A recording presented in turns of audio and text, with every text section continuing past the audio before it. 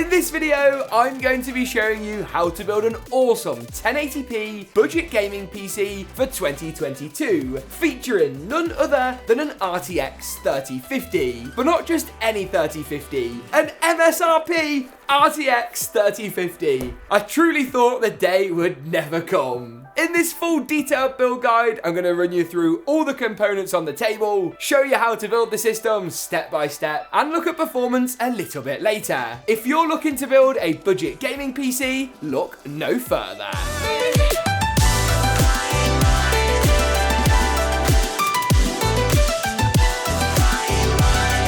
ASUS Republic of Gamers have teamed up with Mouse Skins for an incredible competition where you can quite literally design it and win it. They're looking for custom skin designs for their great Gladius 3 wireless gaming mouse. You can submit up to 4 different designs, and the winner, voted by the public, will receive a £1,000 cash prize, £100 Games Planet voucher, and some cool ROG merch. Plus with prizes for the runner-up. This is a competition you do not want to miss. Check out all the T's and C's and enter at the link below.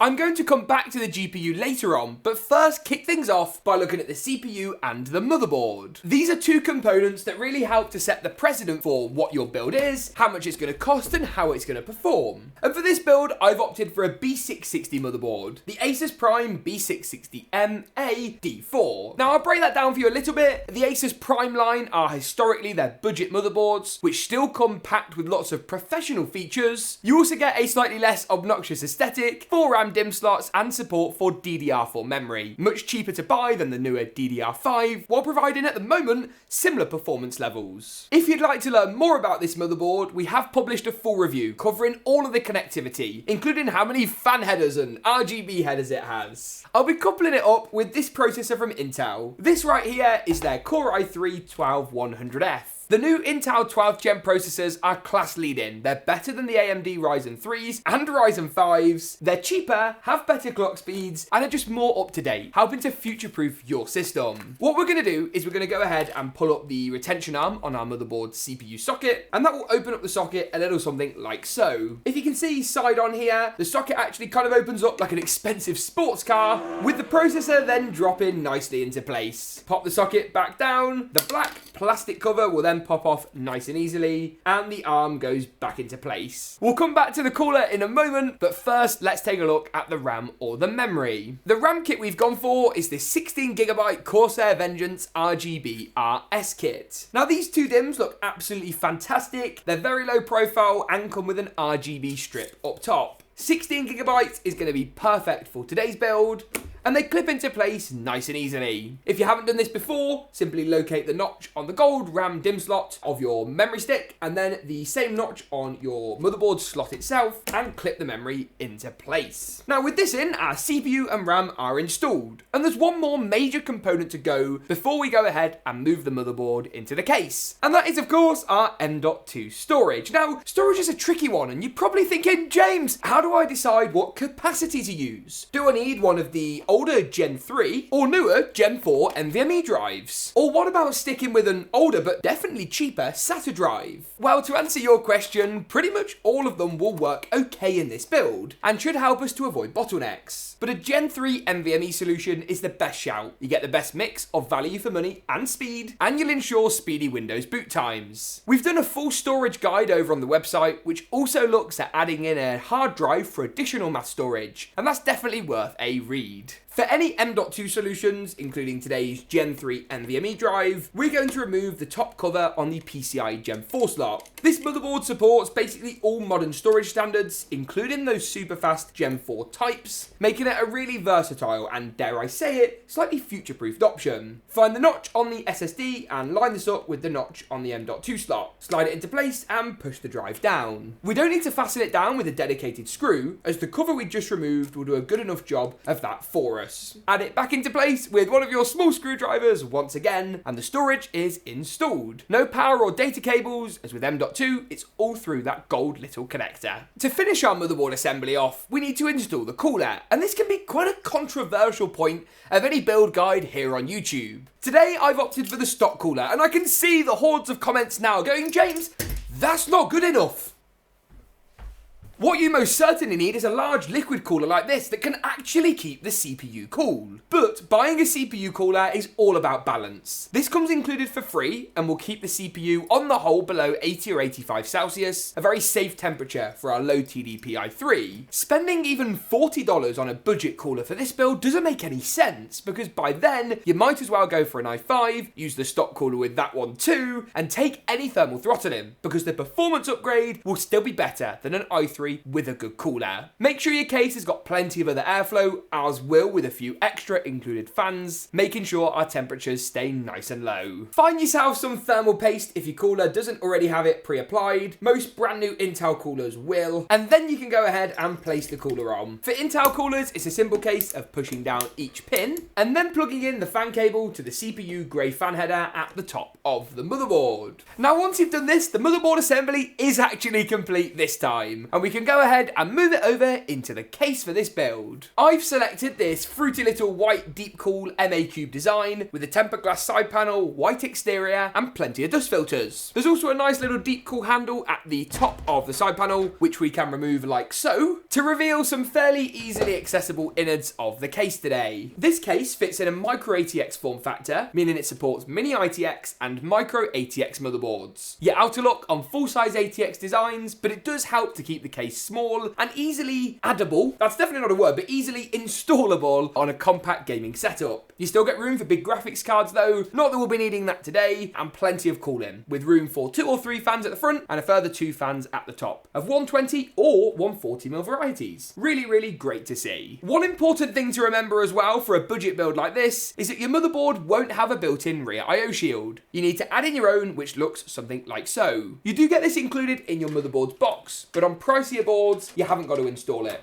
as it comes built into the actual motherboard design. Don't get me wrong, it would have been nice to see this included with this ASUS board, but for the price, I can't really moan too much. You're then able to go ahead and slide the motherboard in, down through the top of the case, and push all of the ports through that rear I/O shield. We're then able to go ahead and screw it into place. If your motherboard is not native to the size of the case, aka it's smaller, then check your standoffs are in the right places. But today, these are all A-OK, as we're installing a micro ATX motherboard of standard size into a micro ATX case. Easy peasy. And then once we've done that, we can move the case firmly to one side to take a look at the GPU choice for this build. Now, I've been so excited for the day that this specific RTX 3050 lands in the office. Previously, we've looked at the ASUS Strix card and MSI Gaming X, and while they both provide stellar performance metrics, they're quite expensive. And this ASUS 3050 Dual, on the other hand, most certainly is not. Now, obviously, all of this needs to be taken with quite a large pinch of salt. GPU pricing is still a little bit rocky around the world, and depending on the retailer you buy from, you will pay more than elsewhere. Looking at Newegg though in the States as an example, there's really competitive 3050 prices. And here in the UK over at eBuyer, I saw a card the other week just £30 off MSRP. This ASUS Dual design feels like a breath of fresh air compared to some of those absolutely massive cards that just don't need to be quite so big. With 2 large included fans, an 8-pin GPU power connection, and a nice bit of cooling with a decent sized heatsink, it's just a fantastic all-rounder. You've also got a nice I/O that you can't see right now, but there's a HDMI on the left with 3 display ports to the right. You also get 8GB of GDDR6 video memory, support for ray tracing, and more importantly, DLSS, something we explained in a recent piece on the website. I will cover detailed performance metrics later on, but if 200 FPS in Fortnite at competitive settings is your jam, or more than 100 frames at 1080p at Apex, this is the card for you. Basically, every latest AAA title works at 1080p, medium to high settings with 60 frames or above. Amazing. I also think it's going to look really great in this build, but there's only one way to actually find out. Put away your GPU for just a second and push back the retention clip on your topmost PCI slot. Hover the graphics card over the slot, and if your rear PCI lanes are already removed, you can slot it into place. I love the compact aesthetic, it fits really nicely with our Intl stock cooler, and hopefully when the build's all powered up, it should look pretty damn good. Add a couple of screws in to fasten it into place, and we'll deal with giving it power in the cables and wiring section of this video in just a few moments time. But first, let's take a look at the power supply. This right here is the Cooler Master MWE 500, a 500 watt super budget power supply that quite frankly, for the price point, does the job. It's going to meet all of our build's criteria today quite nicely, with 500 watts of 80 plus certified power. For this, we need to spin the case round, and for the first time this video, believe it or not, remove our rear side panel. There's just a couple of thumb screws which are actually captive, meaning once you've unscrewed them, they'll still stay on the side panel before popping it off. We can go ahead and move our front panel cables out the way. We'll come back to those in just a moment, and then add the power supply in, with our precious fan, which cools the unit down, facing downwards, pulling in fresh air from underneath the case. You can then go ahead and fasten it down with each of the 4 screws at the rear. This will obviously help to keep the power supply connected and to a degree grounded, I guess, over long periods of time. And just to finish it off, pop one in the bottom left, a little something like so. What we're then able to do is we can spin the case around again, with lots of spinning of things is going on in this video, to actually install all of the power and front panel cables. Now let's start off with the power. In this build we've got 3. We've got our CPU connection, which is an 8-pin and goes to the top left of the motherboard, our motherboard power connection, which is a 24-pin and goes to the right hand side, and our GPU, a 6+2 8-pin connection. This is different from the CPU, which is 4 and 4, as this is 6 and 2. The 2 connections aren't interchangeable and don't fit with one another, so be careful of that one. That's not quite it though, as the last couple of cables we need to add in are all of our front panel connections. These include the USB 3 ports on the very top of the case, which are actually green on this DeepCool MACUBE, a nice touch. We also need to add in our HD audio connection, which goes to the bottom left of the motherboard and has a pin blocked out, before finally adding in our JFP1. These are all the individual pins for the power, the reset switches, and all of that jazz. They go to the bottom right hand side of the motherboard and have a unique layout. I'll pop a diagram on your screen now. Make sure you get the positives and negatives the right way round, and you're going to be a-okay. Once we've done that, we can go ahead and boot the system up for the very first time. But before we do that and look at the performance numbers, we need to see just how good it looks when it's all powered up. I'm also going to add in a couple of extra cheap RGB fans, which I'll link alongside all of our other components in the description below.